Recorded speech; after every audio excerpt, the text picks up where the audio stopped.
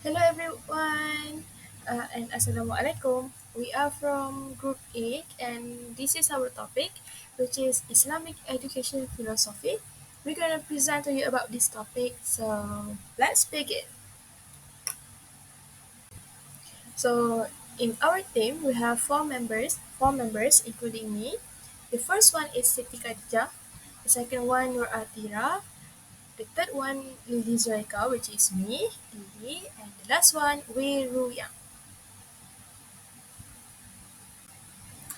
For the introduction about this philosophy strives for absolute values and operates within the framework of Islamic knowledge, emphasizing emphasizing humanity and also morality. Islamic education aims to empower individuals to reform and build their lives. Islamic life is based on the fundamental concepts of individual, society, and the world.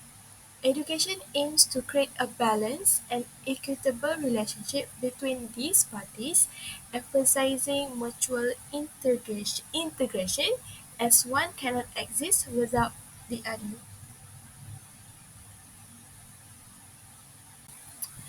Education and philosophy in Islam. In Islam, the Quran is the primary source of reference at both the intellectual and conceptual levels. The Quranic discourse have two types. What are the types? The first section delves deeply into faith issues as they are unchanging in nature. The other type discuss larger life issues such as social, political, economic, and educational concerns because of its changeable nature as well as usefulness in the context of humans' life changes. The last point is the Quran presents life issues as values, but it is the responsibility of Muslims to implement them in their daily life. Aim of Islamic education. Islamic education is to make balance between three levels: sense, mind, and ethics, then promoting them by various educational methods. Islamic education believes in harmony between body and soul and did not invest in one side and neglect the other. Next, Islamic education emphasizes the significance of the purpose or goal of science or knowledge because the function of science is to serve the human being. The appropriate use for knowledge from a Muslim perspective is to help people to acknowledge God, to live in accordance with Islamic law, and fulfill the purposes of God's creation.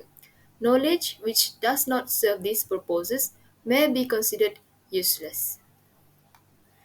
Islamic education does not separate between humanism and citizenship. It indicates the humanism but not mentioned citizenship because it including in larger circle.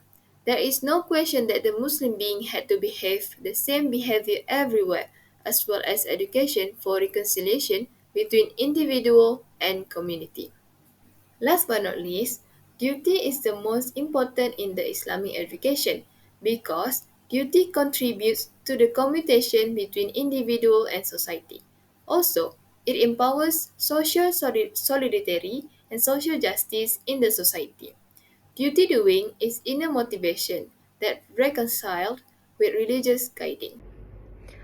The critical thinking of philosophy Islamic education. Number one, question and inquiry. Islamic education encourages students to question, inquire, and seek knowledge actively. This is rooted in the Quranic injunction to ponder on the signs of God in the universe. Islamic scholars historically engaged in intense debates and discussion to arrive at deeper understandings of theological and philosophical concepts, and it must be in dynamic action in order to reach views that require questioning and creativity. Number two, dialectical reasoning. Islamic philosophies like Enria and Ibn Rushd in philosophy critical thinking sets philosophical writing apart, and Muslim philosophers have critically examined critical works. An approach we note through philosophical debates between Muslim scholars. Number three, the goal of Islamic education. Islamic education represents the overall Islamic experience, which means the harmony between theory and practice, words and deeds. Islamic education aims to achieve a balance between the three levels of intact heart morality and promote them through various educational methods. Through true education must satisfy the needs of the body as well as the desires of the soul. The essence of philosophy Islamic education.